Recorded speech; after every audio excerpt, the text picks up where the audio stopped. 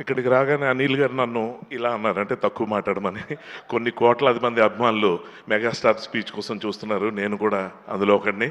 So తక్కువ టైంలో అనిల్ గారు అలా చెప్పడం తప్పలేదు, ఎందుకంటే మెగాస్టార్ ఎదురుగా నిలబడి మాట్లాడే అవకాశం దొరికినప్పుడు ప్రతి మెగాస్టార్ ఫ్యాన్ కూడా ఏం చేస్తారంటే, సార్ నేను మీకు ఎంత పెద్ద ఫ్యాన్ని, మీ సినిమాలు ఎన్ని చూశాను, ఎన్నిసార్లు చూశాను, మీలాగా నేను స్టెప్లు వేస్తాను, డైలాగులు చెప్తాను, ఇలాంటివన్నీ చెప్పడానికి ట్రై చేస్తారు.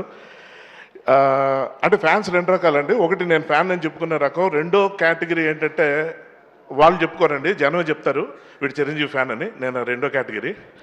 సో అటువంటి నేను ఈ సందర్భంలో ఇక్కడ ఉన్న తక్కువ టైంలో చాలా ముఖ్యమైన విషయం ఒకటి చెప్పడానికి వచ్చాను.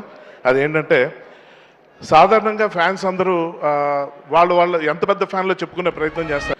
సో ఇవాళ నా అభిమానం గురించి చెప్పుకోవడం కాకుండా ఈ ప్రపంచంలోనే అతి గొప్ప అభిమాని ఒకరిని నేను చూశాను. ఆ అభిమాని గురించి ఇక్కడ మీ అందరికీ చెప్పాలనుకుంటున్నాను. సాక్షాత్ చిరంజీవి గారికి కూడా ఆ అభిమాని గురించి పరిచయం చేద్దాం అన్నదే ఈ అవకాశాన్ని నేను వాడుకోవాలని చూస్తున్నాను.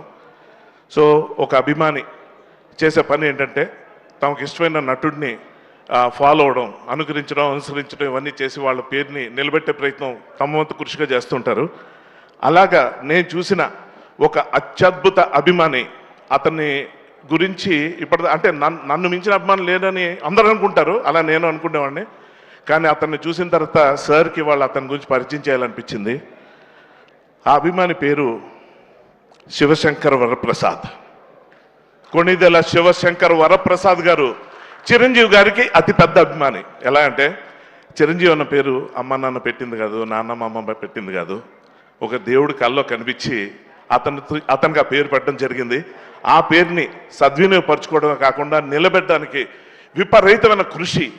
అది ఎంత కృషి అంటే, దశాబ్దాల పాటు అసలు ఒళ్ళు దాచుకోకుండా శ్రమని మర్చిపోయి విపరీతంగా అతను కష్టపడి ఆ పేరును నిలబెట్టడానికి, గెలిపించడానికి పడిన తపనకి అసలు hats off sir.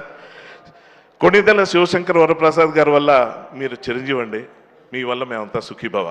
Thank you sir, thank you very much.